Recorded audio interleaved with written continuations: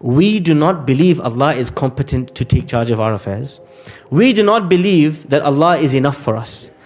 When you reach the moment in which you can trust Allah and you can resign your affairs to Him and you are relaxed about the outcome, you will find yourself confident to do things you never did before. Why? You'll find yourself taking risks, calculated risks that you never took before. Why?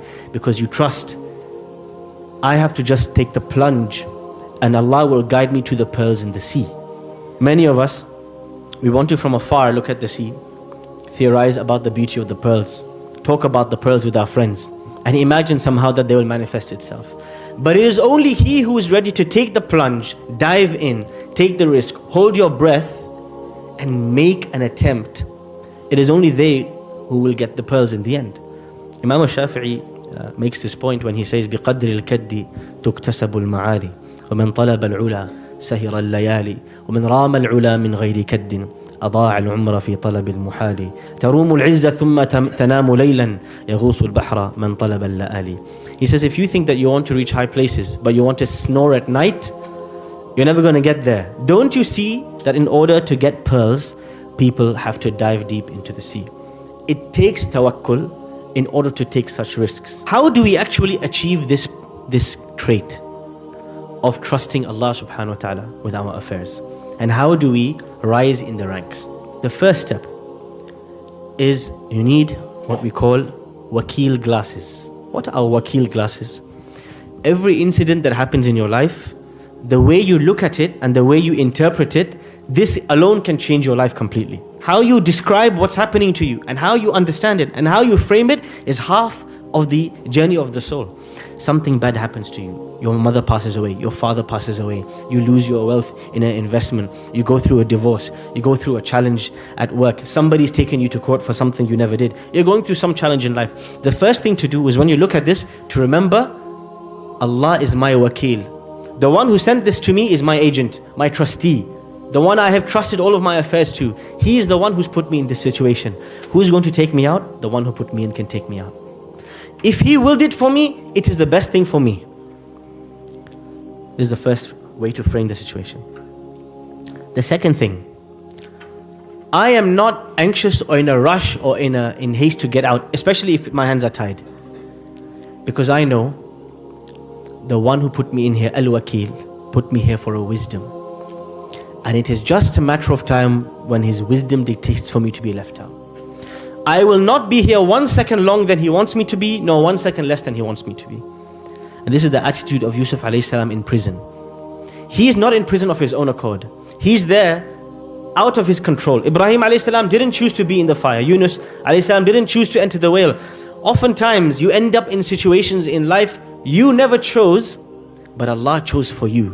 When we are in situations out of our control, we have to be sure, absolutely certain, that there is a silver lining, that there is a plan, there is an exit, there is a better outcome, because Al-Wakil sent it to me. Why would I worry? I trust Him more than I trust my own parents, my own children. Why would I worry? If my mother chose to send me to prison, she was 100% saving me from something worse. And so, if you look at, first of all, and perceive the situation in this way, it's not possible for you to be extremely stressed out or suicidal or extremely anxious. Why? You're reminding yourself, Hasbi Allah wa ni'mal wakil. I trusted myself and my affairs and my day-to-day situation to the best agent, the best trustee. Why should I worry? We have to realize our control is fake, it's an illusion. Now human beings think that they can do genetic engineering, they can control animals, they can control the taste, the size, the color of the chicken that we eat on our plates. Everything we feel that we have under our control, somehow, some way we can manipulate it. One of the important parts of Tawwakul is realizing the powerlessness of human beings. And how sometimes Allah subhanahu wa ta'ala does things with no asbab. In a completely miraculous way. Allah makes things happen. In your experience of life, you may have experienced such things. Something happened, a job came to you, you never asked for it. A proposal came to you, you never looked for it. And you realize from these situations, I could do a million things and I get nothing. Or I could even sat on my seat and Allah can bring me something I never asked for. Allah can provide with or without the means and the methods and the tools. And when you are feeling despair and anxiety and worry, you have to remember these situations when Allah gave you, when you never asked for something. Maryam alayhi salam, when Allah says to her, you're about to have a child, what's her reaction? Does anybody know? She questions Allah. She's shocked. أَنَّا يَكُونُ لِي غُلَامٌ وَلَمْ يَمْسَسْنِي بَشَرٌ. She asked the angels, how is it possible for me to have a boy and a man has not touched me? قَالُوا كَذَلِكِ اللَّهُ يَفْعَلُ مَا يَشَاءُ. That's how Allah is. He does what He wants. When you've kind of forgot at some point on the journey that it's not you going through the reproductive means that produce the child. Allah creates the child directly. You're just going through the process, but Allah creates directly. It's nothing to do with you.